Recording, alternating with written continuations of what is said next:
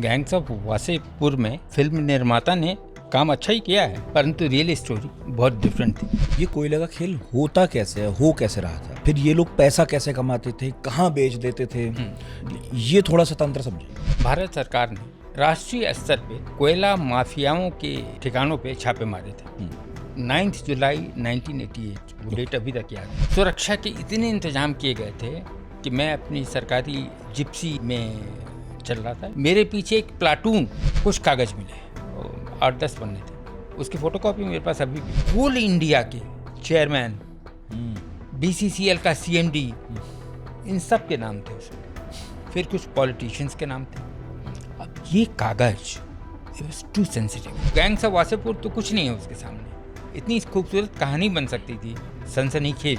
ये जो कोल माफिया जिनकी हमने शुरू में चर्चा की, सूरजदेव सिंह, सकलदेव सिंह वगैरह वगैरह, इन सब का ज़माना अब धीरे धीरे ख़त्म हो रहा था। वो माफिया था एक सॉफिस्टिकेटेड, एकदम स्टाइलिश कपड़े पहनने वाला, अंग्रेजी बोलने वाला, इतने सॉफिस्टिकेटेड लेकिन इतने क्रूर। इनफैक्ट जब किताब में देख रहा था तो इस माफिया से आपका सीधा टकराव भी हुआ। यस, पुलिस का ऐसा था कि वहाँ पे एक थाना है गोविंदपुर, उस समय कहते थे कि उसके थानेदार की आमदनी दिन भर में कई लाख की थी, कि जो साक्ष्य नष्ट हुए, यही लिखो नष्ट, लिखो नष्ट, आधा दंत शौका आधा लिखो, तो ऐसे करके लिखवाया है, जो साक्ष्य नष्ट हुए, इन साक्ष्यों के नष्ट होने से सिर्फ एक ही व्यक्ति जिसको फायदा हो सकता था, वो ये। मैंने इस घटना की तुलना अमेरिका के अल कैपोन से की है।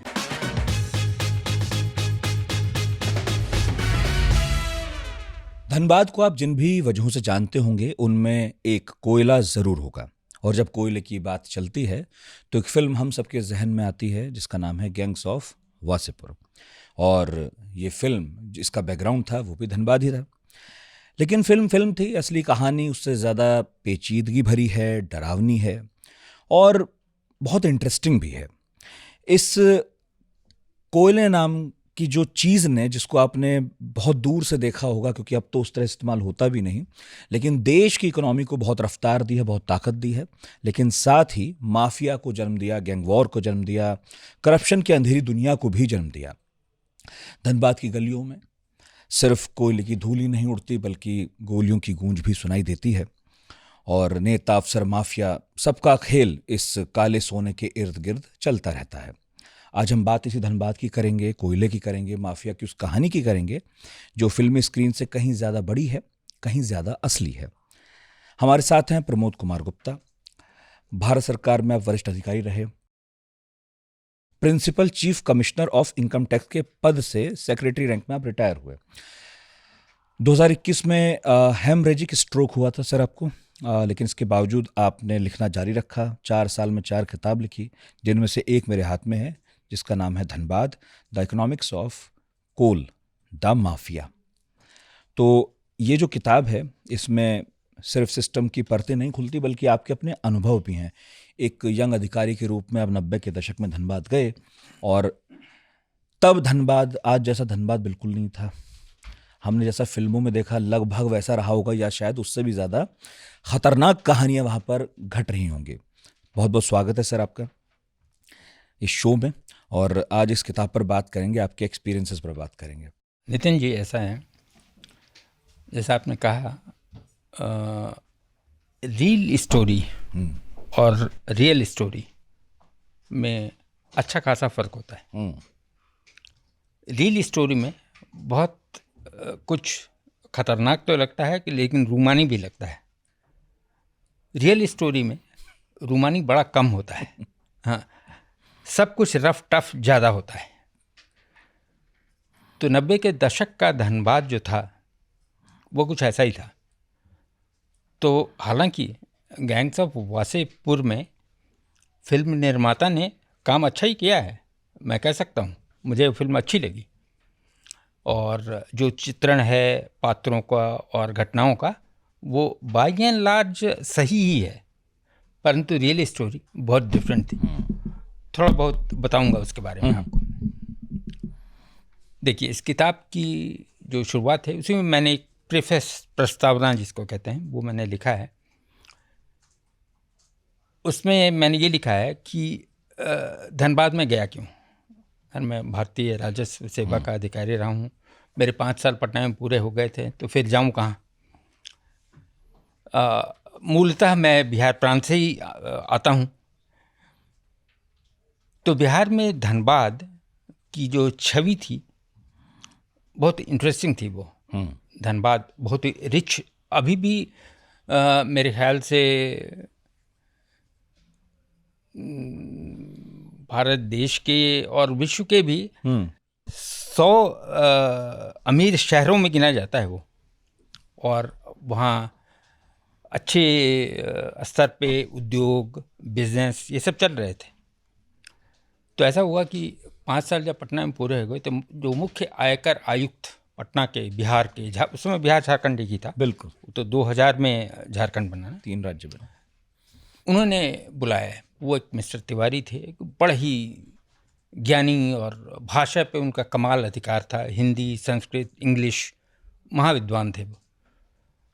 और मैं बहुत ही सबसे नीचे लेवल पे असिस्टेंट कमिश्नर था। उन्होंने मुझे बुलाया और कहा कि भाई प्रमोद कहाँ जाना चाहते हो। मैंने कहा कि सोचा नहीं तरीके से, तो धनबाद पटना ही रहना चाहता हूँ। बोले नहीं, ऐसा है, मैं धनबाद में वर्षों पहले assistant commissioner of provident fund deputation पे रहा हूँ। धनबाद एक ऐसी जगह है जहाँ तुमको जाना ही चाहिए। और मैं बहुत दिनों से एक ऐसे अवसर की तलाश में था जिसमें बुद्धिमत्ता भी हो, विनम्रता भी हो, ईमानदारी भी हो। तो इतने सारे अधिकारियों में मेरी नज़र तुम पे थी, तो मैं तुमको सजेस्ट करूँगा कि तुम अगले कुछ सालों के लिए धनबाद जाओ। ये एक वजह थी उनका प्रस्ताव।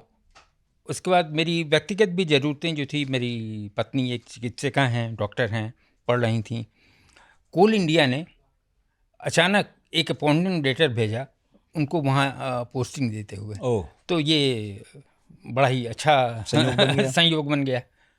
तभी मैं पहुँचा धनबाद। तब आप गए। लेकिन अब उसके अब 4 साल पहले आ जाएं, 1988 में भारत सरकार ने राष्ट्रीय स्तर पे कोयला माफियाओं के ठिकानों पे छापे मारे थे।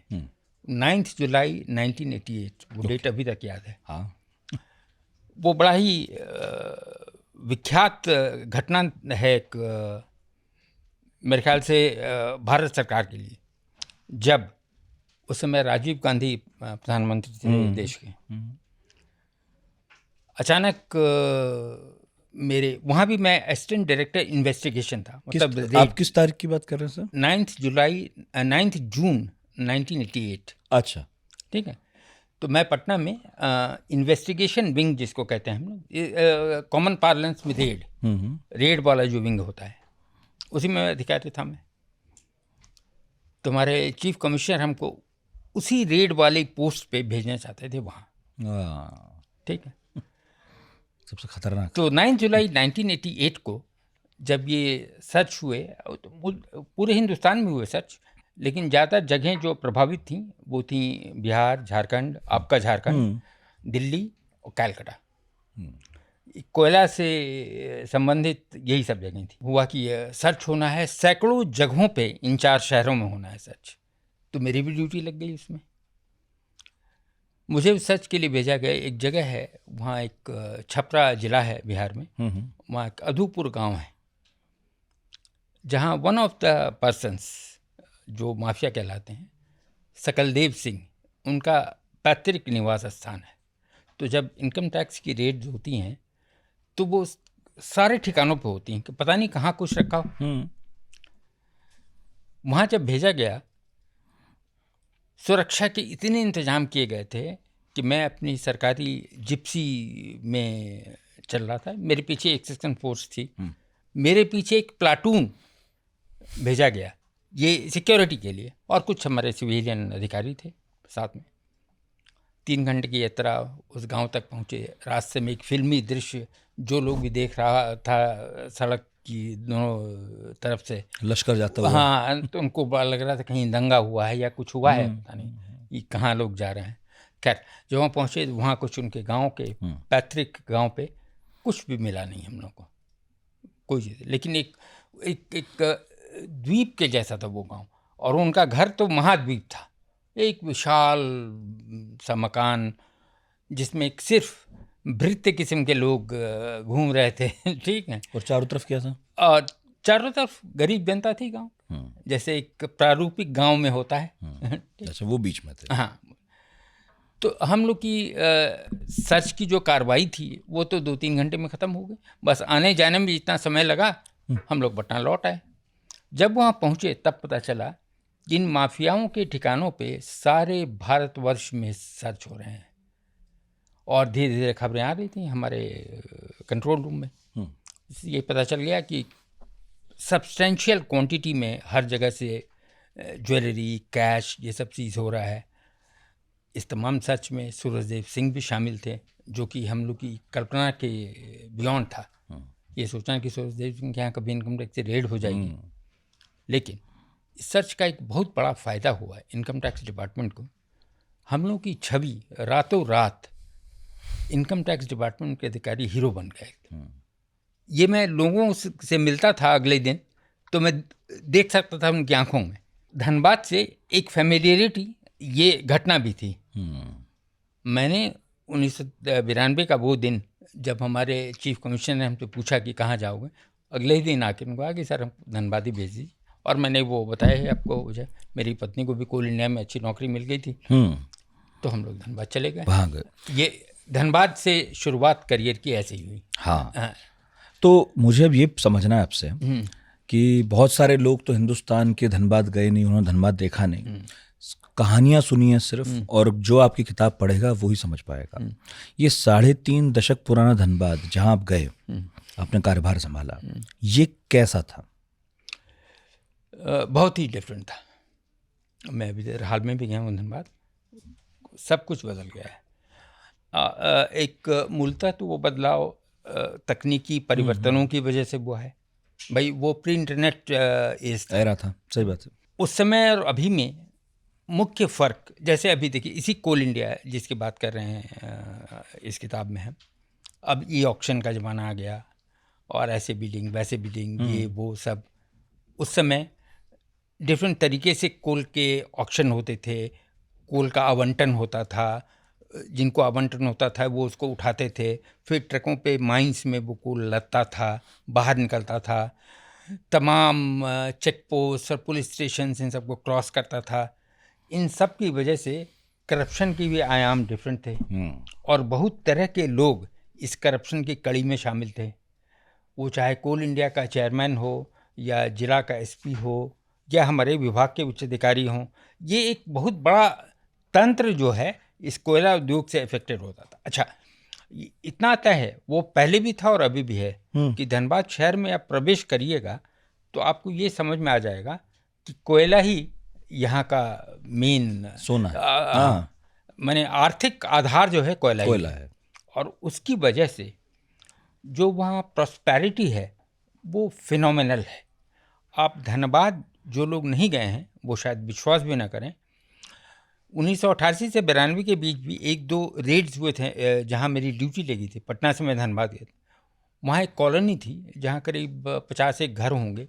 वैसे घर आपको दिल्ली बम्बई में भी कम दिखेंगे, ऐसे रईस लोग वहाँ थे। और ये सब किसी न किसी तरीके से, चाहे वो कोल माइनिंग से जुड़े हों, या कोल ट्रांसपोर्टेशन से जुड़े हों, या कोल ट्रेडिंग से जुड़े हों, लेकिन कोल से जुड़े हुए जरूर हैं। मतलब कोयला अर्थव्यवस्था का मुख्य आधार उस समय भी था और अभी भी है। तो आपने जब धनबाद आपकी पोस्टिंग हो गई, तो अब पटना अलग मूड का शहर था, धनबाद में चारों तरफ कुछ और तरह का माहौल रहा होगा। यहाँ आपका रूटीन क्या था, कैसे कहानी शुरू हुई, ऑफिस ज्वाइन किया, क्या सूचनाएं मिली, क्या पता चला? उस समय धनबाद में हमारे विभाग का जो स्वरूप था वो थोड़ा डिफरेंट था। हम जिस पद पे गए थे वो डिपार्टमेंट का सबसे इम्पॉर्टेंट पद था, असिस्टेंट डायरेक्टर इन्वेस्टिगेशन, जो एक असिस्टेंट कमिश्नर के रैंक का होता है, लेकिन वो वहाँ का सीनियर मोस्ट ऑफिसर था। हालांकि प्रशासन का हेड उससे सीनियर ऑफिसर एक होता था, उसको डिप्टी कमिश्नर बोलते थे उसमें। लेकिन जो असिस्टेंट डायरेक्टर इन्वेस्टिगेशन होता था,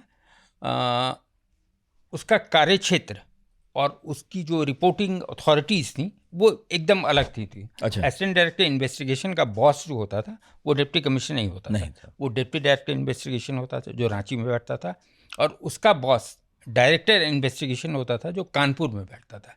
ओह, ठीक है। और डायरेक्टर इन्वेस्टिगेशन कानपुर पूरा बिहार और पूरे यूपी का हेड होता था इन्वेस्टिगेशन का। मतलब इन दो प्रदेशों में कहीं भी छापे पड़ने हों या करवंचना की बड़ी इंक्वायरी हो रही हो, इसका इंचार्ज वही होता था। कानपुर से सूचना मिलती थी। ठीक है। तो एक तरीके से असिस्टेंट डायरेक्टर इन्वेस्टिगेशन वहाँ का सबसे इम्पोर्टेंट ऑफिसर था। ठीक, चूँकि उसका जो कार्य क्षेत्र था उसमें करवंचना की जांच, करप्शन की जांच, ये सब तो नेचुरली वो इम्पोर्टेंट होगा ही होगा। तो एक बहुत सेंसिटिव पोस्ट पे हम वहाँ पहुँचे थे। और जाते ही पहले कुछ महीने तो जब मैं अपनी डाक देखता था, और मैं बिल्कुल यंग, हार्डली 30 ईयर्स का रहा हूँ, वो उतना भी नहीं होगा शायद। हाँ, मेरी डाक में डेली डाक जो आती है अधिकारी के पास, उसमें 90% पत्र जो होते थे वो शिकायती पत्र होते थे। वो शिकायती पत्र करवंचना, करप्शन, इसी से रिलेटेड होते थे कि साहब इसने इतना घूस कमा लिया, इसने ये कर लिया, इसने वो कर दिया। इसमें ज़्यादातर लोग भारत कोकिंग कोल लिमिटेड, जिसका हेडक्वार्टर्स धनबाद है, जो कोल इंडिया की एक सब्सिडियरी। अच्छा। ठीक है। कोल इंडिया की मेरे ख्याल से अब 8 सब्सिडियरीज हैं, उसमें Bharat Coking Coal Limited Dhanbad एक है, जो नेशनलाइजेशन के समय सबसे इम्पोर्टेंट ये था, समझिए, इस्टेब्लिशमेंट। तो उन करवंचना की इसको उन पत्रों को सब देख कर के ये साफ पता चल रहा था कि भाई ये कोयला से जुड़े हुए लोग ही इन तमाम चीज़ों में सम्मिलित हैं। उनके हाथ सबसे ज़्यादा काले हैं। जैसे किसी पुलिस ऑफिसर के अगेंस्ट भी कोई कंप्लेन है तो वो कंप्लेन ये है कि फलाना कोयला व्यवसायी ने इनको इतनी रिश्वत दी और इन्होंने 5 जगह ऐसे ऐसे मकान बना रखे हैं, इनकी जांच करें आप। इसी तरह की शिकायतें रहती थी। ठीक है। तो अच्छा, और इकोनॉमिक एक्टिविटीज़ 90s ध्यान में रखिएगा हमेशा कॉन्वर्सेशन में। अभी का हिंदुस्तान और 90s का हिंदुस्तान। ठीक। धनबाद शहर में प्रॉस्पेरिटी, ऐश्वर्य नज़र आता था चारों ओर। अच्छे अच्छे मकान दिखते थे, मर्सिडीज गाड़ियाँ 2-4 दिखती थी शहर में, जबकि उस समय दिल्ली में भी मर्सिडीज कम ही दिखती थी। नहीं, उस हिसाब से धनबाद परिक्षेत्र का जो टोटल इनकम टैक्स कलेक्शन था वो बड़ा कम था। तो इससे भी साफ लगता था कि बिल्कुल ही साफ हो गया, टैक्स इवेजन बहुत बहुत बड़े स्तर पर चल रहा है। तो ये एक बैकग्राउंड था जो मेरे दिमाग में था ही था। इसको ध्यान में रखते हुए मैंने अपने जांच की दिशा जो है निर्धारित की। दिशा क्या निर्धारित करनी थी? ऐसे भी यदि कोई सब्सटेंशियल इंक्वायरी होनी थी टैक्स इवेजन की, वो कोई न कोई ऐसा ही मिलता जो कोयला से संबंधित था। ये जो कोल माफिया जिनकी हमने शुरू में चर्चा की, सूरजदेव सिंह, सकलदेव सिंह वगैरह वगैरह लोग, इन सब का ज़माना अब धीरे धीरे ख़त्म हो रहा था। अच्छा। लेकिन इनके जो मसलमैन थे, गुर्गे थे, पहलवान थे, ख़त्म हुआ नहीं था, हो रहा था धीरे धीरे। कोल माइंस में और हर जगह ट्रांसपोर्टेशन में इनकी दादागिरी चलती थी, इसलिए वो माफियाडम अभी भी चल रहा था और अच्छा चल रहा था। कोल के आवंटन में एक इम्पॉर्टेंट चीज़ होती थी, उसको बोलते थे डीओ। तो डीओ क्या होता था? डीओ को बोलते हैं डिलीवरी ऑर्डर्स। जैसे कोयला आपको मिलना है, इसके लिए आपको डिलीवरी ऑर्डर लिंकेज से लिंक्ड होता था। मतलब कहने का कि आपको किसी न किसी काम के लिए कोयले की ज़रूरत है, तभी तो आपको डिलीवरी ऑर्डर मिलेगा। बिल्कुल। ये तमाम लोग जो थे ये बेनामी नामों में भी डिलीवरी ऑर्डर लेके रखते थे। जिसके पास पैसा होता था वो अपना पैसा लगाया, डिलीवरी ऑर्डर ले लिया। लेकिन लिंकेज है तो कोल से भी संबंध होना चाहिए। कहने का मतलब ये हुआ कि डिलीवरी ऑर्डर्स आपके मालिक आप हैं, ठीक है, इन इफेक्ट पैसा आपका लगा हुआ है, परंतु नाम किसी और का किसी है, और का है। क्योंकि जिसका लिंकेज होगा मिलेगा उसी को डिलीवरी ऑर्डर। ऐसे बहुत सारे लोग थे। इसी में एक व्यक्ति था जिसके बारे में मैंने लिखा है, वो घटना जो मेरे ऑफिस में आग लगी। उस समय 93 के धनबाद में he was a rising star among mafia. उसका वाइट कॉलर माफिया भी कह सकते हैं, क्योंकि वो गन विल्डिंग माफिया नहीं था। वो माफिया था एक सोफिस्टिकेटेड, एकदम स्टाइलिश कपड़े पहनने वाला, अंग्रेजी बोलने वाला, अच्छी हिंदी भी बोलने वाला, ठीक है, और बहुत ही हम्बल बैकग्राउंड से वो राइज हुआ था।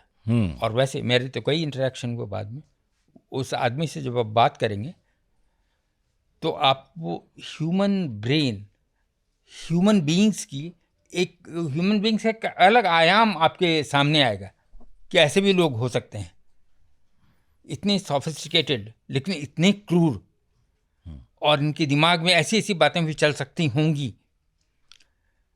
तो ये जो बेनामी डीओ होल्डर्स वगैरह वगैरह, इन सब में इनका नाम बड़ा प्रोमिनेंटली आ रहा था व्यक्ति का। तो इनको मैंने पिकअप किया इंक्वायरी के लिए, थोड़ी बहुत इंक्वायरी भी की। उसके थोड़े ही दिन बाद कानपुर के निदेशक, डायरेक्टर इन्वेस्टिगेशन कानपुर, वो is a very important officer, he phone me कि भाई पीके तुम क्या कर रहे हो, यार कल आ जाओ कानपुर में। क्योंकि जब पटना में था मैं उसी पोस्ट पे, वही बॉस थे, तो उनसे फैमिलिटी। अच्छा, वो बड़े ही वैसा ऑफिसर भी बरसों में एक होता है, इतना ईमानदार, इतना चैत्रवान और इतना विनम्र लेकिन टफ। उन्होंने हमको बुलाया, मैं पहुंचा उनके पास। वो कि पीके दिन भर तुम्हारे लिए है, तुमसे बात करनी है। तो कई सारे केसेस की वो बात करते रहे। उनको धनबाद का बहुत ज्ञान भी था, चूँकि वो पिछले 2 साल में पर्सनली कई बार धनबाद विजिट कर चुके थे। उनके रडार पर था। हाँ, उस दिन भर और केसेस के बारे में बात होती रही। फिर उन्होंने एक फ़ाइल निकाली। लंच के बाद उन्होंने फिर बुलाया 4 बजे करीब और कहा कि ये लो फाइल इसी व्यक्ति से संबंधित थी जो मैंने बताया आपको। उन्होंने कहा कि देखो ऐसा है। इस व्यक्ति का नाम क्यों नहीं लेते आप? नाम लिखने में कोई हर्ज नहीं है, वो तो कहानी में मैं लिख ही चुका हूँ इसमें। तो अब उस व्यक्ति के नॉलेज में ये आएगा तो वो नाराज़ हो या खुश हो, पता नहीं, खुशी होगा, क्योंकि उसको तो ख्याति ही मिल रही है और व्यवस्था ने उसको हर तरीके से बरी कर दिया है। रमेश गांधी उनका नाम था। उन्होंने कहा कि देखो ऐसा है कि ये इंक्वायरी 2 साल से चल रही थी, लेकिन लास्ट ईयर ऐसा हुआ कि अचानक एक खत आया मेरे डाक में, इन्हीं का खत था। उसमें लिखा था कि मुझे विश्वस्त सूत्रों से मालूम हुआ है कि मेरे अगेंस्ट ये सब इंक्वायरी चल रही, ये बहुत गलत बात है। मैं एक ईमानदार tax paying citizen of India हूँ और ये सब हैरेसमेंट है वगैरह वगैरह वगैरह। कहने का मतलब डायरेक्टर की समझ में तो आ गई, इसको मालूम है कि इसके यहाँ कुछ होने वाला है, तो अभी तो वो सर्च के लिए ठीक नहीं है।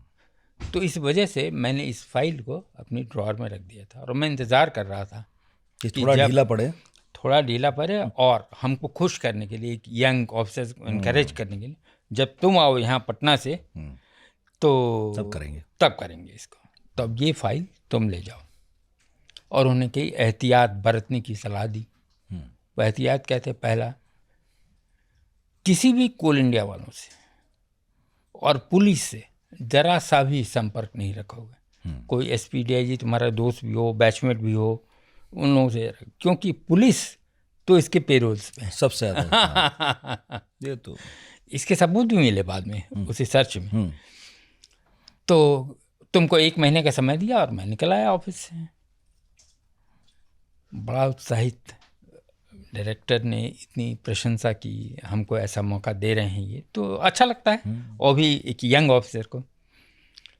1 महीने में मैंने सारी इंक्वायरी अपनी कर ली कि ये कैसे बेनामी डीओज ऑब्टेन करता है, फिर कैसे इसको फर्दर बेचता है, कैसे उससे पैसे कमाता है वगैरह वगैरह। और ये लाखों में था उस समय, लाखों, अभी होता तो 100 करोड़ बोलते तो, ठीक है। तो इंक्वायरी करके 1 महीने बाद जब मैं उनके पास पहुंचा, फिर तो उन्होंने फटाक से 3 वारंट साइन कर दिए, जो उसके रेजिडेंस के लिए था, उसके 2 इम्पॉर्टेंट इस्टेब्लिशमेंट थे, कॉन्टिनेंटल ट्रांसपोर्ट करके था, एक गांधी इंडस्ट्रीज करके था। इन 3 जगह के लिए वो हम लोग के यहाँ कानून के अंदर ये प्रावधान है कि जैसे आप कोई सर्च शुरू करते हैं तो ये ओरिजिनल वारंट्स तो डायरेक्टर इशू करेगा और कॉन्सिक्वेंशियल वारंट, मतलब आप कहीं गए और आपको पता चला कि इसकी एक ठिकाना और भी है, वहाँ भी सर्च करना जरूरी है, तो वो वारंट कहाँ से आएगा? डायरेक्टर वहाँ तुरंत अवेलेबल होगा नहीं, तो वो डिप्टी डायरेक्टर तो हाथ के हाथ हो गया। तो डिप्टी डायरेक्टर जैसे मैंने आपको शायद नहीं बताया, रांची में बैठते थे, बताया आपने। वो भी बड़े चरित्रवान और वो भी टफ ऑफिसर, ये कॉम्बिनेशन बड़ा हमको सूट किया उनसे। तो वो he was camping at Dhanbad on the day of search. अच्छा, कि कुछ हो तो तुरंत हाँ, आदेश दिया जा और इस सर्च की प्लानिंग भी बड़ी इंटरेस्टिंग थी, आपको बताऊंगा मैं। तो 2-3 और वारंट लेने पड़े, छोटे छोटे ठिकाने थे, बिजनेस इस्टेब्लिशमेंट वगैरह, उन सबको सर्च करने। लेकिन मेन जगहें जो थी, कॉन्टिनेंटल ट्रांसपोर्ट इनका जो ऑफिस था, वहाँ से यही सब बेनामी डीओज कि किसी नाम से डीओ निकला हुआ है, वो एक्चुअली पैसा रमेश गांधी का लगा हुआ है, कोयला उठाया कोई और डीओ किसी के नाम था, एक्स के नाम कोयला उठा लिया बी ने, वाई ने, ऐसे कागजात बिजनेस जो इनका प्रमाइजेस था कॉन्टिनेंटल, वहाँ मिले काफ़ी। लेकिन मेन चीज़ जो हम लोग को मिली वो इनके घर पे ही मिले।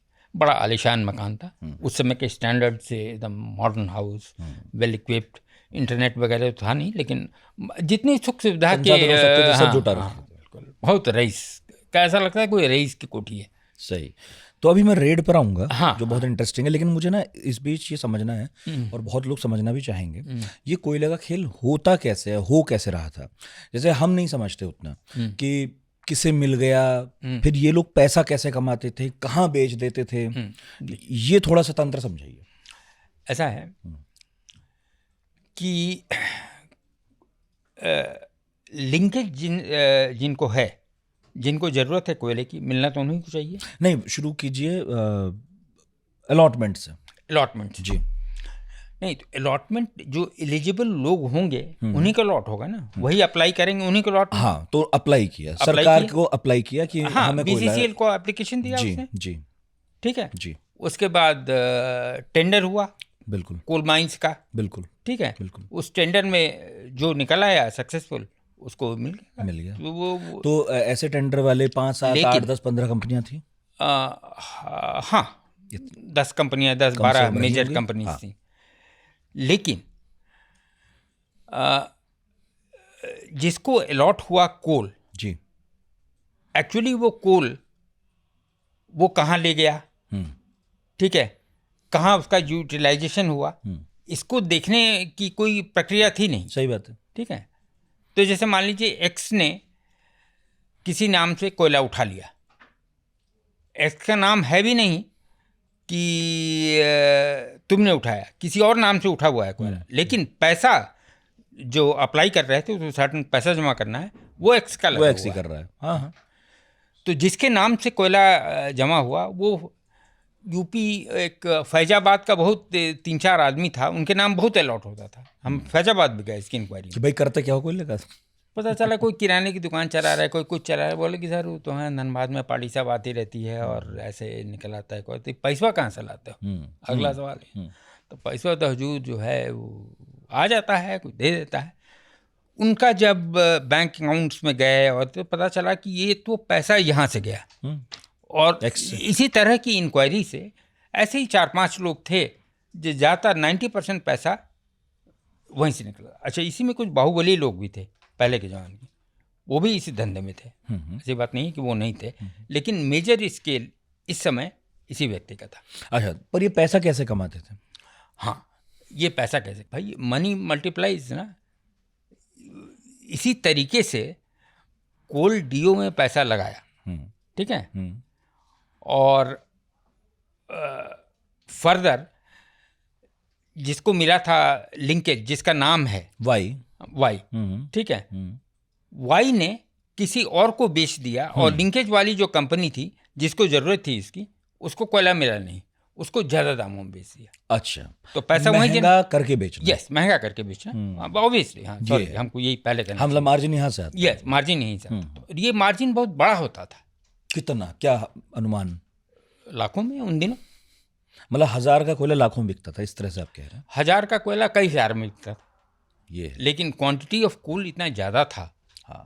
कि कोई व्यक्ति जो रेगुलर बेसिस पे डिफरेंट नामों से कोयला उठा ले रहा है, उसके पास पैसा बहुत हो जाता था। सही बात है। तो that was their main income. अच्छा। और इन सब को इंश्योर करने के लिए कि उनके एप्लीकेशन पे इस नाम पे कोई ऑब्जेक्शन ना हो, उनकी कोल इंडिया BCCL के अधिकारियों से मिली भगत थी। ठीक है, कि वो अपने लेवल से तो कभी इन्वेस्टिगेशन ना हाँ, करें, ये हाँ, कोई कभी क्वेश्चन ना हो, सवाल ही ना दे करें, दो। और टेंडर में की प्रक्रिया में हम कभी पिछड़ ना जाएं, इसका ध्यान रखें, जैसा आप फिल्मों में देखते हैं होता ही था। ठीक है, हाँ, तभी तो फिर ये ऑक्शन शुरू हुआ। Exactly. नहीं तो पर्ची देख ली किसका हाँ, कितना रेट है बता दिए exactly. धीरे से। तो यही प्रक्रिया थी। तो शुरू से लेके नीचे तक हाँ, पूरी तरह बिल्कुल। करप्शन से कोयला बिक रहा है। जैसे PK गुप्ता इस धंधे में हैं, तो डिफरेंट तरीके से कोल इंडिया के हाईएस्ट अधिकारी से लेके BCCL के दफ्तर का जो चपरासी है, वहां तक पूरी सेटिंग। तो जहां जहां से ट्रक होके गुजरता होगा वहां पैसे हाँ, देते चलो। उसके बाद अब आई पुलिस। ये तो हुआ कोल हाँ, जो अंदर है इसके सिस्टम कोल के। इंडिया का सिस्टम के अंदर। अब कोल का ट्रांसपोर्टेशन, आप ये सोचिए कि 10 रुपए की चीज का कॉस्ट कितना बढ़ रहा है, बढ़ता गया। हाँ, ठीक है। हाँ। पुलिस का ऐसा था कि वहाँ पे एक थाना है गोविंदपुर, उस समय कहते थे कि उसके थानेदार की आमदनी दिन भर में कई लाख की थी। अब ऑब्वियसली पूरे पैसे थानेदार तो पचा नहीं सकता है, वो कहीं ना कहीं जाता ही होगा। अब उस पर कमेंट करने की जरूरत नहीं है। तो पॉलिटिक्स भी बहुत प्रभावित रहती होगी बिहार की इससे। रहती थी प्रभावित।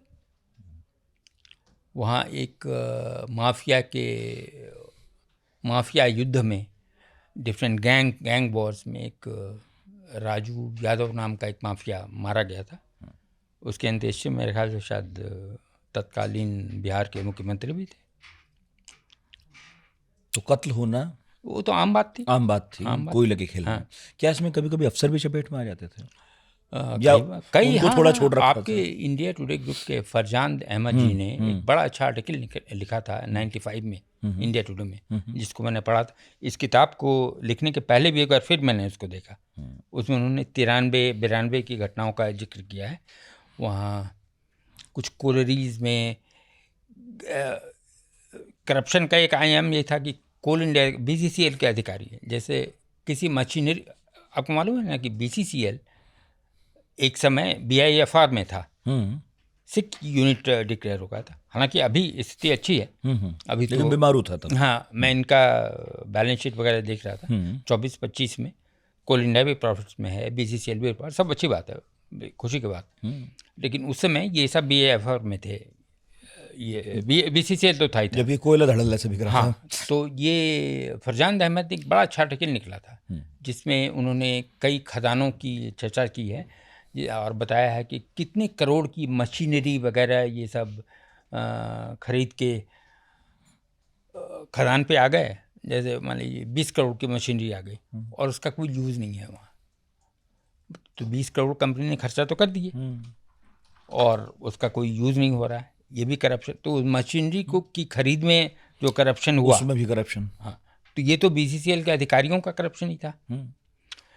हर कोई कमा रहा था, हर कोई कमा रहा था, कोई किसी की चोरी पकड़ नहीं रहा था, सब इग्नोर कर रहे थे। Everybody was happy and the company was in losses. उपक्रम घाटे में चले। एक स्टैटिस्टिक्स फरजान अहमद जी ने दिया था कहीं, कुछ ऐसा था कि उस समय BCCL की पूरी कमाई थी 87 करोड़ या कुछ, और खर्चा था 147 करोड़।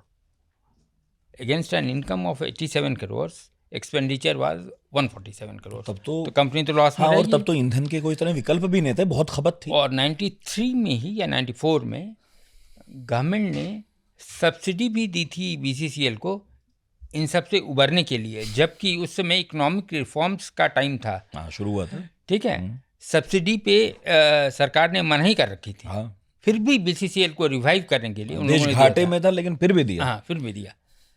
लेकिन करप्शन का लेवल जब ये हो तो कैसे स्थिति सुधर ही नहीं सकती। अब जब हमने होश संभाला था, UPA सरकार थी, बहुत सारे स्कैम्स एक साथ चर्चाओं में आने लगे थे।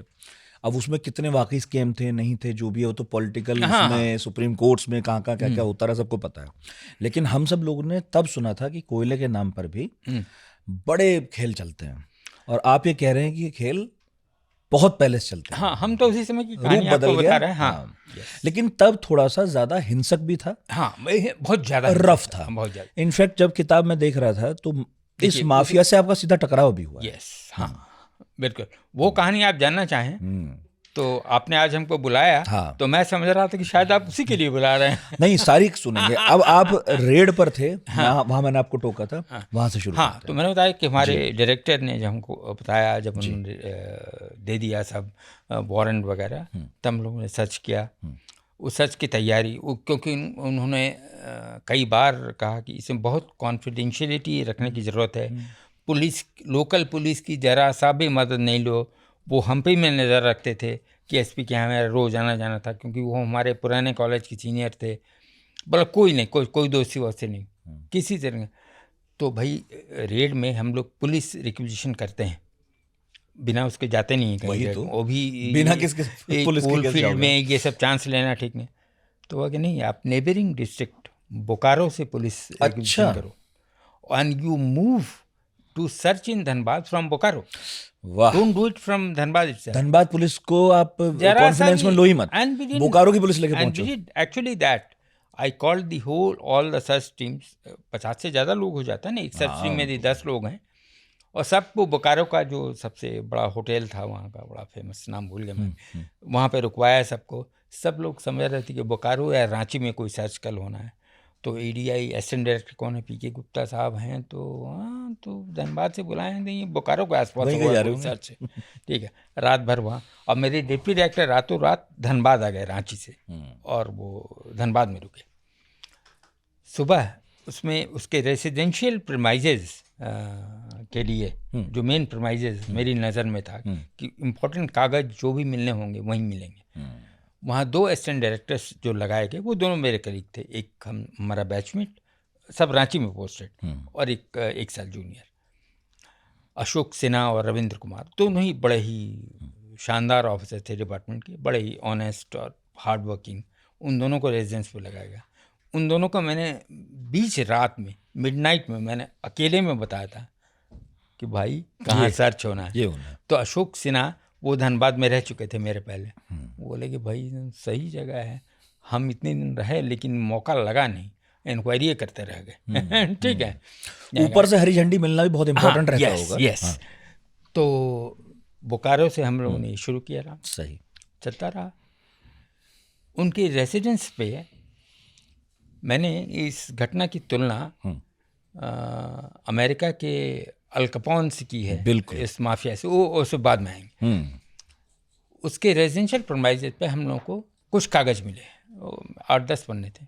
उसकी फ़ोटोकॉपी मेरे पास अभी भी है, कि मरते दम तक रहेगी, क्योंकि ओरिजिनल तो उसने जला दी। तो वो कागज़ मिले, वो कागज़ जो है, माने वो कोई इतनी खूबसूरत, वो गैंग्स ऑफ वासेपुर तो कुछ नहीं है उसके सामने। इतनी खूबसूरत कहानी बन सकती थी, सनसनीखेज कागज़ मिले। उसमें जितने पुलिस स्टेशन हैं धनबाद के, उन सब का नाम लिखा हुआ था, किसको किस पीरियड में कितने पैसे दिए गए। पुलिस स्टेशन को जो पैसे दिए गए वो 1000 में थे, ऑफकोर्स 93 अभी होता तो लाख में होते। ठीक है, बड़े बड़े अधिकारी पुलिस के, जिनका नाम लेना उचित नहीं होगा, ठीक है, उनका नाम था। कहने का मतलब कि डायरेक्टर का जो सस्पिशन था वो कितना सही था, सही से भी ज़्यादा था।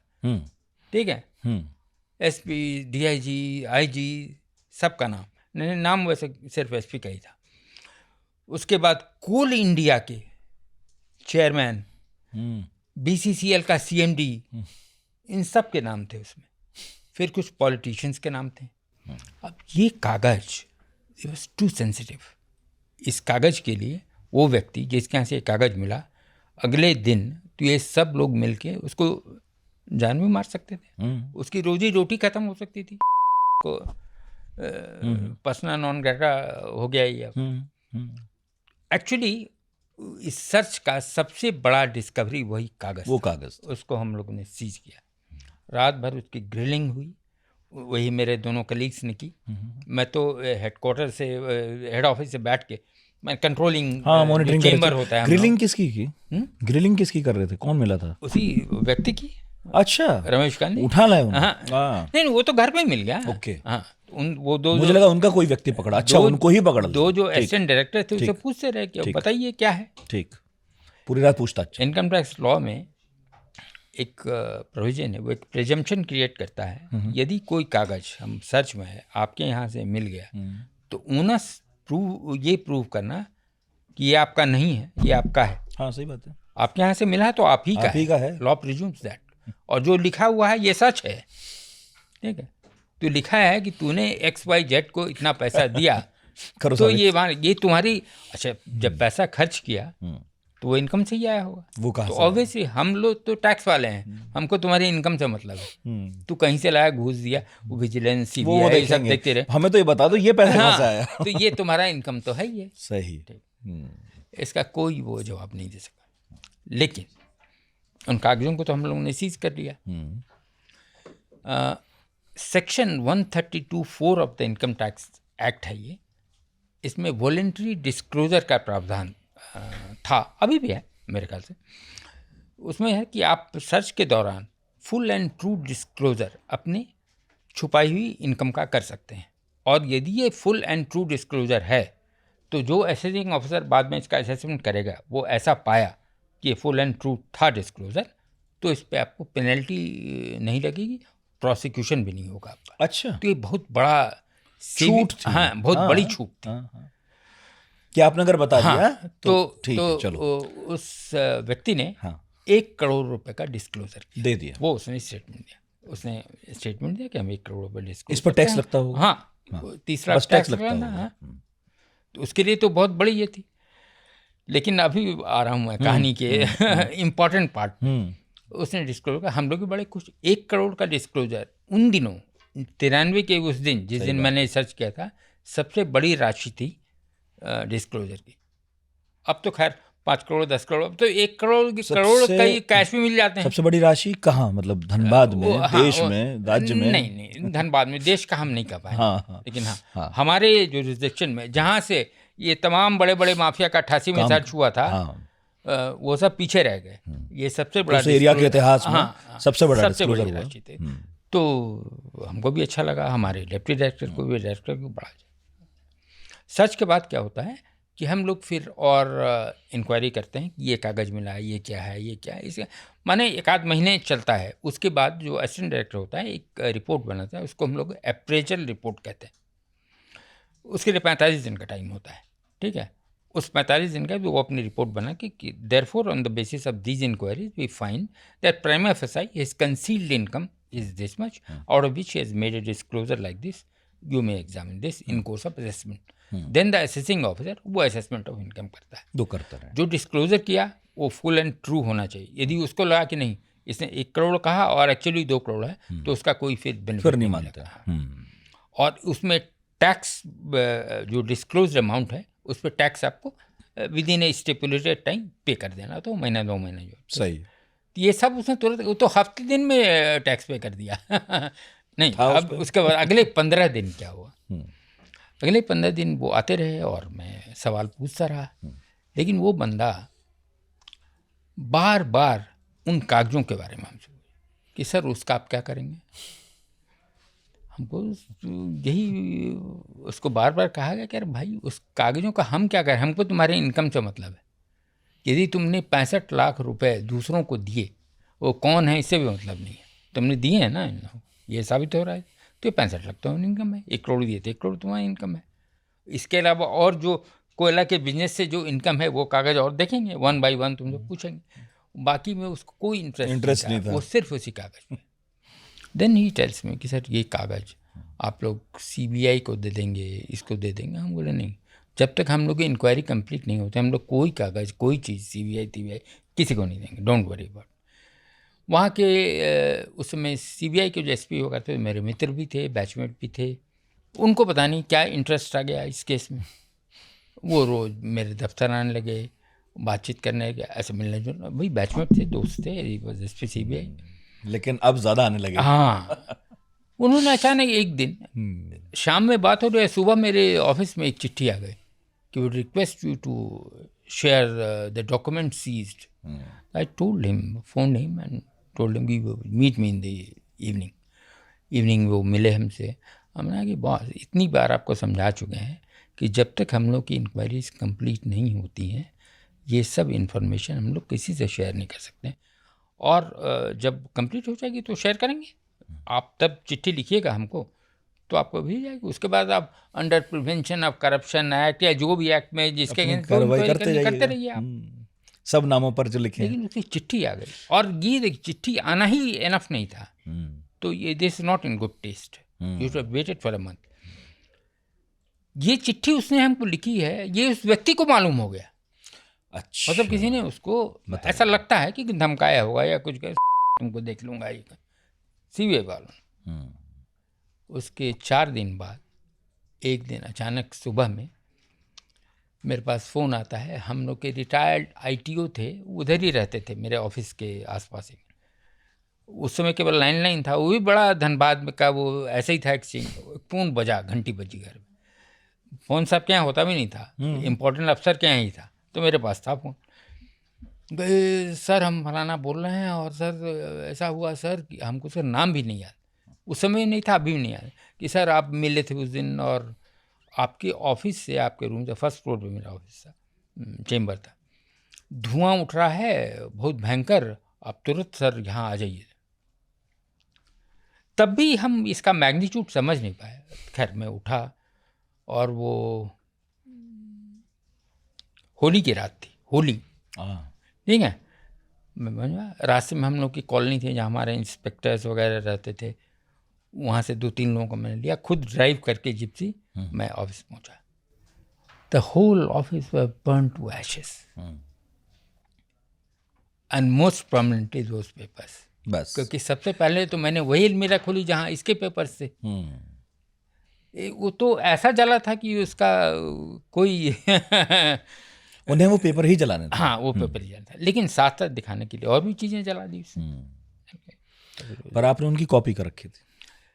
उसकी कॉपी नहीं, मेमोरी से कंस्ट्रक्ट की। अच्छा, लेकिन क्या फिर वो सबूत की तरह माना जाता है कभी? सबूत की तरह तो कोर्ट ऑफ लॉ में शायद नहीं माना जाता, लेकिन मेमोरी से, और जितनी इंफॉर्मेशन मेरे पास थी उसके कोल्ड ट्रेडिंग की, बेनामी नाम से धंधे की, सबकी, वो सब तो थी। मैंने कोल इंडिया से वो सब इंफॉर्मेशन, चिट्ठी मंगवाई, इंफॉर्मेशन मंगवाई, ये सब काम किया हमने। अब कोई लिख के तो ये देगा नहीं कि इतने पैसे इन्होंने हमको दिए। वो सब करके वो धनराशि जो है, जो टैक्स की 1 करोड़ रुपए की कंसील्ड इनकम की, वही मेरे लिए चैलेंज था कि उसको रिट्रीव करना बहुत जरूरी। आपका काम तो वाकई वही था। हमारे डायरेक्टर ने भी यही कहा पूरे। अच्छा, इधर दिल्ली में हमारा जो सेंट्रल बोर्ड ऑफ डायरेक्टर, वहाँ मेरे बारे में इनक्वायरी हुई, कहीं मेरा कोई लैप्स तो नहीं है, उसको पनिश तो नहीं किया गया। लेकिन मेरे डायरेक्टर, वो खुद ही दबंग आदमी था, ईमानदार आदमी, उन्होंने हमको ऐसा सर्टिफिकेट दिया। उन्होंने कहा भी कि PK, I would like that you continue here, but this incident is not an ordinary incident. तुम लोग हिल गए होगे, आई कैन अंडरस्टैंड, खौफ हो गया होगा, तुम्हारी पत्नी डर गई होंगी, तो तुमको 2 घंटे का टाइम देते हैं, 2 ही घंटा। कानपुर से धनबाद आए थे, तो पत्नी से बात करें, if you feel comfortable then you stay here, I would love that you stay here, और हम इसकी तुम्हारी सिक्योरिटी सबके बात भी करेंगे, और SP से नहीं करेंगे, चल के IG रांची से करेंगे, ठीक है। और ये हमने सर इस पर सोच लिया, हम यहीं रहेंगे सर, ठीक है। तो ये सब भी एंगल आया। उसके बाद मैंने सारी मेमोरी से रिकन्स्ट्रक्ट किया इन कागज़ों को। इन द दोनों हमारे जो असिस्टेंट डायरेक्टर्स वहाँ थे, उन्होंने सर्टिफाई किया फर्दर कि हाँ ये सब कागज़ पाए गए, ठीक है। उसको डेप्टी डायरेक्टर ने सर्टिफाई किया, उसको डायरेक्टर ने कहा, तब वो हम लोग के लिए इंटरनली तो स्ट्रांग हो जाता है। सब आदमी झूठ थोड़ी बोल, सब सेम पेज में। तो वो सब कागज़ अभी भी उनकी कॉपी मेरे पास है। तो वो सब रिकन्स्ट्रक्ट किया गया। तो ये जो रिश्वत देने वाला एंगल था, और जितने सारे चेयरमैन और पॉलिटिशियंस जो डरे हुए थे, वो सब तो शायद उन लोगों को रिलीफ मिला होगा, सही बात उन है। लोगों से इसको रिलीफ मिला होगा। हाँ। लेकिन हम लोग का राजस्व जहाँ तक था वो उसके बाद अच्छा आगजनी की घटना हुई, मैंने FIR लिखाई, वो कहानी एक अलग कहानी है, वो यदि आपका समय होगा तब मैं बताऊंगा। नहीं बताइए, इतना मीडियोकर FIR है। हाँ। वो मैं SP के रेजिडेंस पे पहुँचा, बॉस आपके वो हमसे बहुत सीनियर थे, तो बोले कि नहीं यहीं लिखा जाएगा। अफसर इंचार्ज को बोला, इतनी गलत सलत हिंदी में, और माने हिंदी का लेवल आप इमेजिन नहीं कर सकते। एक हिंदी स्पीकिंग स्टेट में इतना दुर्भाग्यपूर्ण। हमने कहा कि सर ऐसा है, कंटेंट आप देख लीजिए, अंत में हम इसको थोड़ा परिमार्जित करेंगे। लिखूंगा नहीं, लिखवाऊंगा। हाँ। अच्छा, लिखवाने में भी हर चीज़ के स्पेलिंग गलत। हमने जानबूझ के होता है? नहीं, वो इनकॉम्पिटेंट होते भी, वो होता ही है। हाँ, lower level of police is very incompetent that way. तो क्या इससे आगे चल के इन्वेस्टिगेशन पे भी कोई फर्क पड़ता है जिस तरह से लिखी गई? नहीं, मेन कंटेंट तो आ जाता है, कोर्ट भी समझती है। ठीक है। लेकिन आप इस बात से निराश थे कि इस लेवल पर हैं तो ये क्या करते होंगे? अच्छा, और आप सुनिए, उसमें उस FIR में जो आगजनी की घटना का FIR था, जो SP के प्रेजेंस में लिखा गया, SP हम और वो दरोगा जो लिखा, उसमें कंटेंट क्या है वो भी लिखवाया हम ही ने। वो अपने तरीके से कहा था कि ऐसे हुआ, ऐसे हुआ, ऐसे वो कहानी का जो लैंग्वेज होता है। हमने कहा कि मेन बात ये है कि हमारा ये कहना है कि जो साक्ष्य नष्ट हुए, यही लिखो, नष्ट लिखो, नष्ट आधा दंत शौ का आधा लिखो, तो ऐसे करके लिखवाया हमने। जो साक्ष्य नष्ट हुए, इन साक्ष्यों के नष्ट होने से सिर्फ एक ही व्यक्ति जिसको फायदा हो सकता था वो ये है। इसलिए मेरा संदेह, अब हम पुलिस अथॉरिटी तो है नहीं, हम तो कह नहीं सकते कि यही किया है, इसलिए मेरा संदेह यही है कि इसी व्यक्ति ने यह किया है। ये लिखो FIR, और यही लिखाया गया FIR। लेकिन फिर जब इन्वेस्टिगेशन हुई, हाँ। कई सालों तक केस चला, पुलिस के इन्वेस्टिगेशन, ठीक है, ओके। उसके बाद मामला पहुंचा होगा, क्या रहा? पुलिस ने अच्छा, इस घटना के इसके बाद मैंने और भी कई सर्चेज किए, ठीक है। जब फिर ये व्यक्ति पुलिस इंक्वायरी से जब FIR लॉन्च हो गया, तो पुलिस इसको अरेस्ट करने के लिए इसमें 3 संदिग्ध लोग थे। एक बहुत बड़ा माफिया था, Suresh Singh was absconding, this guy was absconding, और एक उनका ड्राइवर था, he was also absconding. For months they absconded. Whole Dhanbad, मेरे भी और सोर्सेज ऑफ इंफॉर्मेशन थे, न्यू कि ये कहाँ है। This guy was in Calcutta in a particular 5-star hotel, ठीक है। The whole Dhanbad knew that mafia, Suresh Singh जिसका नाम लिया, उसको रोज लोग धनबाद में देखते, और पुलिस कह रही है कि एब्सकॉन्डिंग है, दिख नहीं रहा। आई टोल्ड द SP तो दिख रहा है, लोग बोलते हैं साहब, नहीं बोले कि हम अपनी आँख से देख के आए हैं, बोले नहीं वो तो एब्सकॉन्ड कर रहा है यार, हम लोग तो लगे हुए हैं जी जान से, और घुमाते रहे। चलिए ठीक। 1 महीने का मैंने एक समन इशू किया उस व्यक्ति के नाम कि जिस भी दिन ये समन आपको दिख जाए, उसके 1 हफ्ते के अंदर आप हमारे कार्यालय में उपस्थित हों। ये मैंने अपने हाथ से लिखा था। और करीब 1.5 महीने बाद ही सडनली अपीयर्ड, इसको बेल मिल गया, बेल ले लिया इसे, तब आया, ठीक है, तब आया है। और फिर एकदम ही प्लीडेड इनोसेंस कि हम कहे कि हमको कोई मतलब नहीं ये जानने से किसने आग लगाई और क्या, इस कोई मतलब नहीं इससे।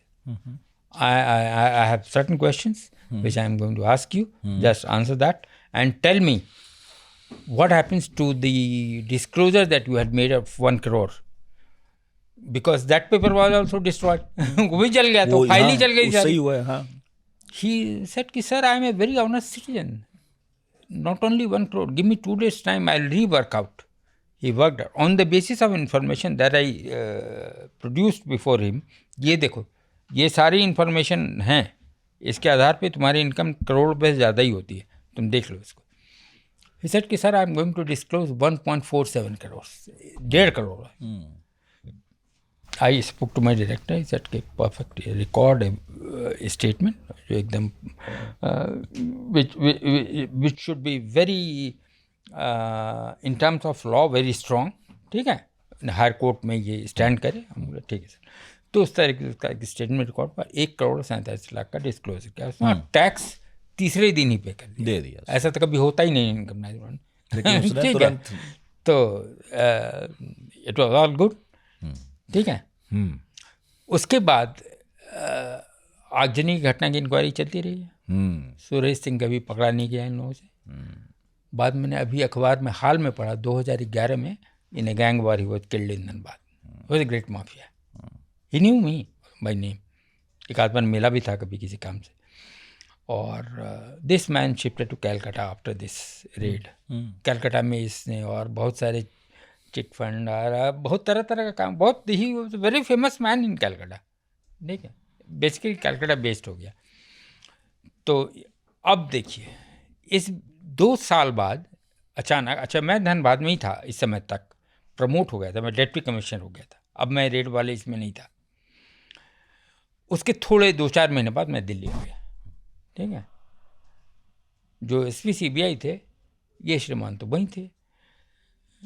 इन्होंने इस केस को, हाँ नॉर्मल पुलिस ने क्या किया, 2 साल बाद एक चिट्ठी हमको आई कि साहब तमाम जांच पड़ताल के बाद घटना को सत्य पाया गया, परंतु साक्ष्य के अभाव में इसको केस को क्लोज करने की अनुशंसा की जाती है। इस पे आपके कमेंट्स चाहिए। भाई बड़ा अजीब सा लेटर है, ऐसा पुलिस की का मेथड ऑफ इंक्वायरी मालूम भी नहीं था हमको उस समय तक। तो हमने इसी एसपी सीबीआई को फोन किया कि अरे बॉस ये ऐसे ऐसे चिट्ठी आया है। ना ऐसा चिट्ठी ऐसे कैसे, ना पूछिए कि क्या इंक्वायरी किया है। ठीक है, लेकिन उसके लगाव से इस केस के बारे में वो धीरे धीरे मैंने रिजर्व रहना शुरू कर दिया था। और भी सीनियर से भी पूछा, उन लोगों ने भी यही कहा, डायरेक्टर ने भी यही कहा, डायरेक्टर भी बदल गया इस समय तक कि भाई उससे कारण तो पूछना ही चाहिए, उसका पुलिस डायरी मांगो, ये मांगो। यही मैंने चिट्ठी लिखी को ये बता दो क्या किया, ये बताइए क्या इंक्वायरी की गई है, ताकि मैं एक तार्किक किसका जवाब दूं आपकी बातों का। वो उसका जवाब कभी नहीं आया। मैं ट्रांसफ़र होकर दिल्ली आ गया। बाद में पता चला कि वो जो एसपी सीबीआई महाराज ये यहाँ आकर के डायरेक्टर सीबीआई से मिल गए, इस केस को टेक ओवर कर लिया। मतलब पुलिस में जो एफआईआर हमने किया, जिसकी इंक्वायरी पे इन लोगों ने पाया कि घटना को सत्य पाया, हाँ, लेकिन साक्ष्य के अभाव में हाँ, इस केस को सीबीआई ने टेक ओवर कर लिया। अच्छी बात है। ही फोन में मैंने बहुत खुशी की बात है, एकदम करिए इंक्वायरी। 1993 से 2004 तक ये इंक्वायरी करते रहे, चलती रही। हाँ, इस बीच उसका अरेस्ट किया, इसको किया, उसका किया, ये किया, वो किया। हम सुनते रहे ये सब बात। इस बीच बातचीत भी कम ही कर दिया था हमने।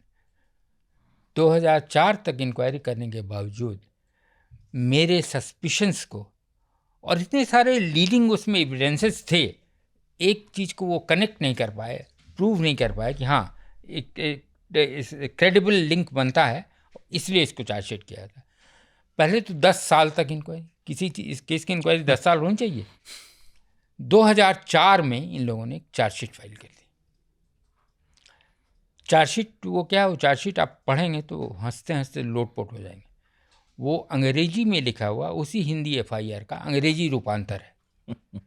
जो बात हमने लिखी बताई, वही बात को उन लोगों ने चार्जशीट बना दिया। और 10 साल इन्वेस्टिगेशन के बाद हुआ 10 साल चार्जशीट भी। हाँ, इसके हमने अपनी किताब में ये without taking any name I have said क्या, अच्छा हम जो कर रहे थे रेड के दौरान, आगजनी के बाद, इसकी मॉनिटरिंग सीबीडीटी कर रही थी। फाइनेंस मिनिस्टर तक बात आई थी। तो सीबीआई क्या कर रही है उसको भी देखने वाला कोई तो होना चाहिए। उसके डीआईजी को देखना चाहिए, उसका आईजी को देखना चाहिए, डायरेक्टर सीबीआई को देखना, कोई देखने वाला नहीं, क्योंकि उस पर्चे में ऐसे ऐसे नाम थे। हाँ, अब वजह जो भी रही है। वैसे उस पर्चे में जो नाम थे, नाम तो मैं पूछूंगा नहीं, हाँ, आपको बाद के दिनों में कुछ हैरानी हुई कि उन नामों में से कुछ बहुत बड़े पदों पर, बहुत प्रभावशाली सत्ता में पहुंच गए? हाँ हाँ उसमें पुलिस हायरार्की में लोग थे, सबसे इम्पोर्टेंट पोस्ट पे रहे। नेता भी थे, कुछ बड़ी जगह नेता भी थे। हाँ। एक सरकारी नौकरशाह को ये सब तो देखना पड़ता ही होगा। हाँ, लेकिन हमारा सवाल यही आज भी यही है, 30 घटना के 30 साल बाद, कि एक सिविल सर्वेंट जो होता है उसका क्या वजूद है। बड़ा हम लोग जब compete करते हैं यूपीएससी, तो बड़ा अखबार में इसमें लगता है कि क्या कर, फैक्ट ये है कि हमारा वजूद है क्या इस पे कभी हम लोग गंभीरता से सोचते हैं? दूसरा, क्या ऐसी घटनाओं का कोई महत्व है संवेदना के स्तर पे आपका कलीग दूसरी सर्विस का, जो IAS में आपका कलीग या पुलिस में आपका कलीग, वो सोचता है इसके बारे में? क्या आपके अच्छे काम की प्रशंसा करता है, या अंदर से ईर्ष्या में वो उल्टा ही सोचता है कि हीरो बन गया है? ये बड़ा अहम सवाल है। और इससे इसी निष्कर्ष पर आदमी पहुंचता है कि कितने भी बड़े पद पे चले जाइए, ये जो सरकारी नौकर जो है, गवर्नमेंट सर्वेंट का वजूद जो है वो बड़ा ही ऐसा है जो बहुत खुशी नहीं देता है। हाँ, बहुत प्रसन्नता का विषय नहीं है। ये 35 साल की सरकारी नौकरी के बाद हम कह रहे हैं, शीर्षस्थ पद पे रहने के बाद कह रहे हैं। और ऐसा नहीं है कि काम इतने सारे गवर्नमेंट सर्वेंट्स हैं, बहुत अच्छे लोग भी हैं, बहुत लोग बहुत काम करते हैं, चल रहा है। उनके छोटे छोटे कार्यों से थोड़ा परिवर्तन भी होता है। जैसे मान लीजिए कोई जिले का कलेक्टर है, अपने 1 साल के दौरान उसने 5 किलोमीटर सड़कों को इतना ड्यूरेबल बना दिया कि वो अगले 25 साल तक बनी रहे, तो 5 किलोमीटर की सड़क वहाँ के लोगों को खुशी प्रदान करती है।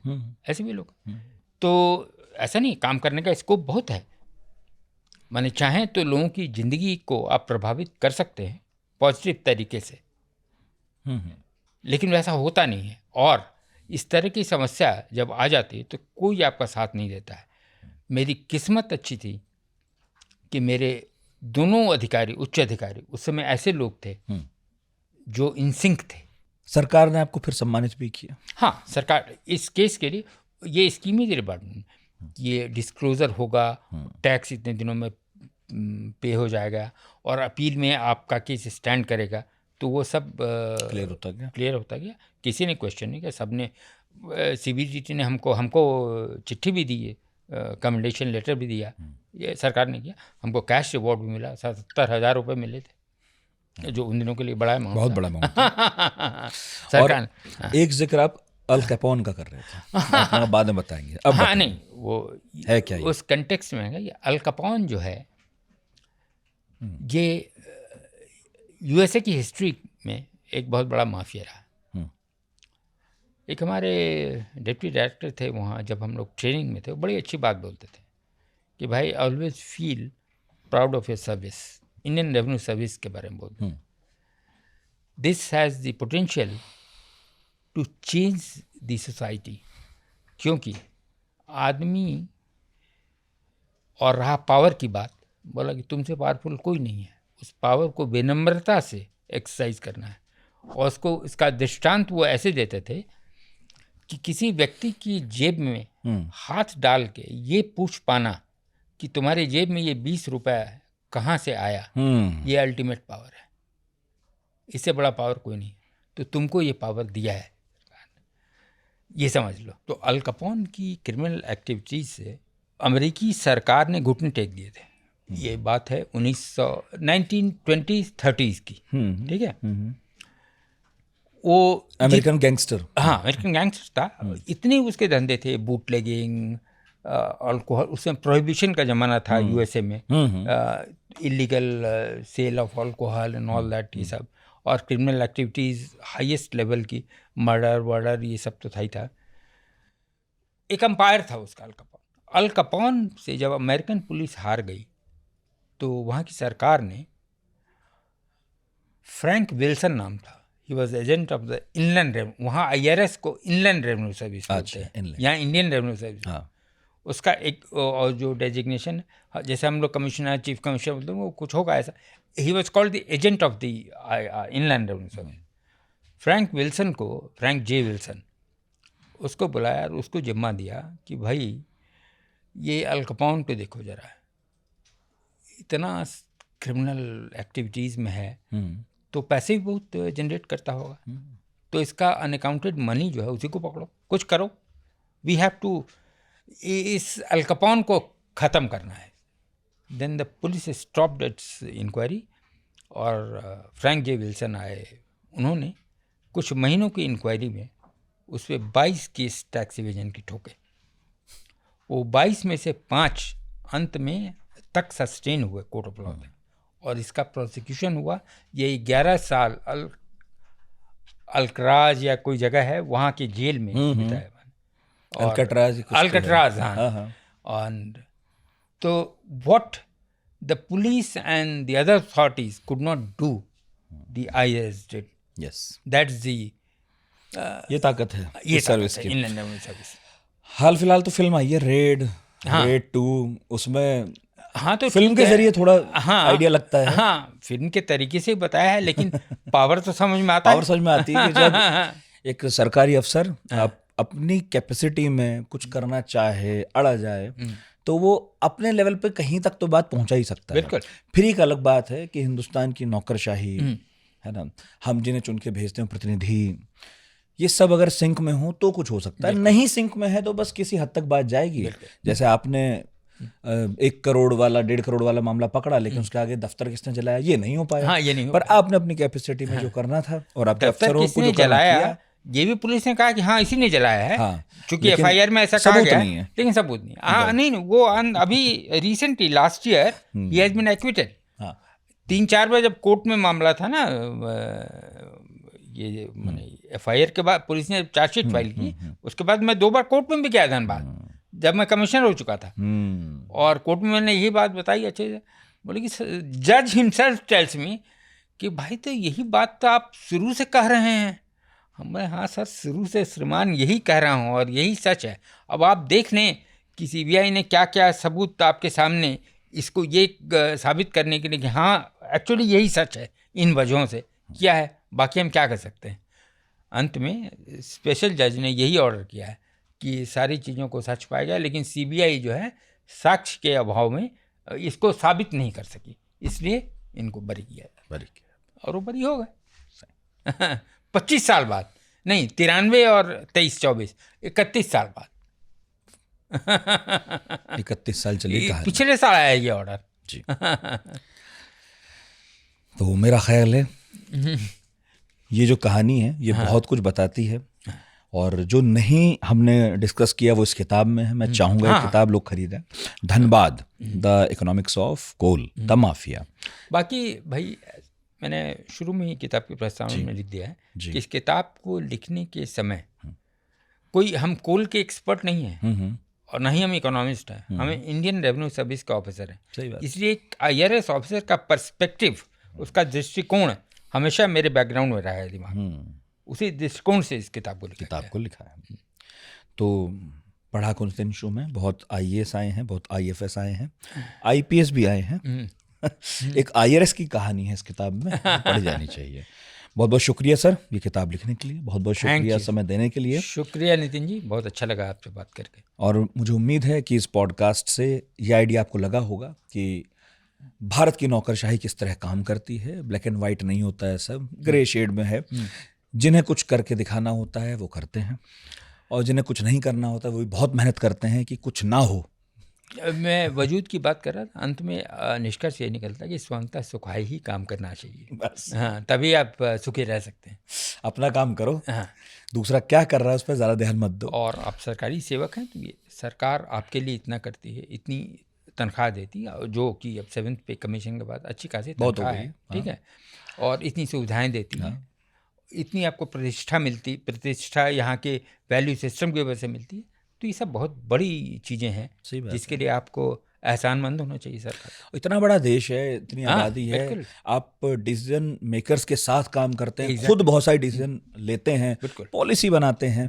तो ये जो आजकल UPSC का जो फिर से क्रेज बढ़ा है, बढ़े ठीक है, लेकिन ऐसी किताबें और ऐसे अफसरों के अनुभव से समझना चाहिए कि आगे चलकर होने क्या वाला है और आप इसे कैसे डील करेंगे। तो इसलिए मैं रिकमेंड करता हूं कि जो पूर्व नौकरशाह हमारे, जिन्होंने बड़े बड़े पदों पर सर्व किया है, ज़मीन पर काम किया है, उनके अनुभवों से सीखिए, तैयारी रखिए। उनके सिलेक्शन हो गया तो फिर कैसे करना, उनके अनुभवों को शेयर करना जरूरी। बिल्कुल, स्वर्ग नहीं है आगे, मुश्किलें खत्म नहीं होती।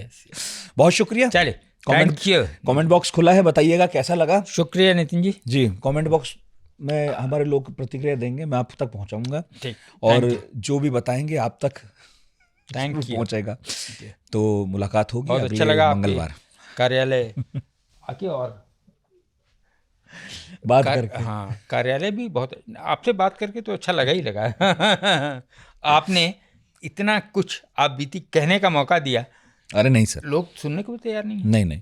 और मैं बस ये हमारी सरकारी सेवा में जो हमारे मित्र हैं वो नहीं सुनना चाहते। नहीं, पर हम तो सुनते हैं। और अब बात हो रही थी कि हेमरेजिक स्ट्रोक जो आपको आया, उसके बाद आपने मेहनत करके किताब लिखी है और बहुत हिम्मत की बात है। जीवन की सार्थकता के लिए इससे अच्छा कोई काम नहीं है। अनुभवों को कलमबद्ध किया जाए तो बिल्कुल। तो आपने मेहनत की, थोड़ी सी आप भी कीजिए। Thank you so much. अगली किताब लिखूंगा फिर आपको याद करूंगा जरूर।